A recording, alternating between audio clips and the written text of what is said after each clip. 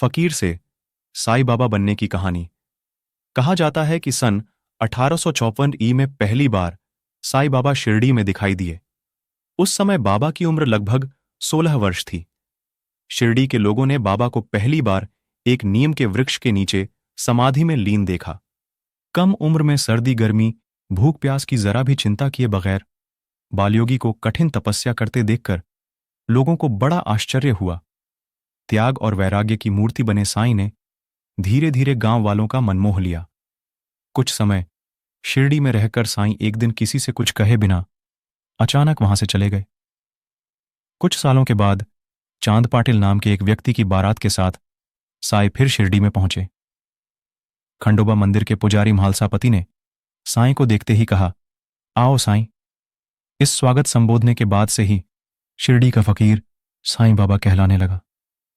साईं के जीने का तरीका। शिरडी के लोग शुरू में साईं बाबा को पागल समझते थे, लेकिन धीरे धीरे उनकी शक्ति और गुणों को जानने के बाद भक्तों की संख्या बढ़ती गई। साईं बाबा शिरडी के केवल 5 परिवारों से रोज दिन में 2 बार भिक्षा मांगते थे। वे टीन के बर्तन में तरल पदार्थ और कंधे पर टंगे हुए कपड़े की झोली में रोटी और ठोस पदार्थ इकट्ठा किया करते थे। सभी सामग्रियों को वे द्वारका माई लाकर मिट्टी के बड़े बर्तन में मिलाकर रख देते थे। कुत्ते, बिल्लियां, चिड़िया निसंकोच आकर खाने का कुछ अंश खा लेते थे। बची हुई भिक्षा को साईं बाबा भक्तों के साथ मिल बांटकर खाते थे।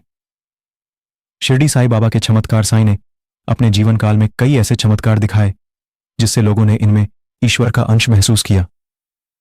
इन्हीं चमत्कारों ने साईं को भगवान और ईश्वर का अवतार बना दिया। लक्ष्मी नामक एक स्त्री संतान सुख के लिए तड़प रही थी। एक दिन साईं बाबा के पास अपनी विनती लेकर पहुंच गई।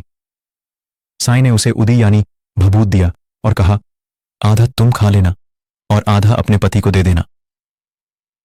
लक्ष्मी ने ऐसा ही किया। निश्चित समय पर लक्ष्मी गर्भवती हुई। साईं के इस चमत्कार से वह साईं की भक्त बन गई और जहां भी जाती साईं बाबा के गुण गाती। साईं के किसी विरोधी ने लक्ष्मी के गर्भ को नष्ट करने के लिए धोखे से गर्भ नष्ट करने की दवाई दे दी। इससे लक्ष्मी को पेट में दर्द एवं रक्तस्राव होने लगा। लक्ष्मी साईं के पास पहुंचकर साईं से विनती करने लगी।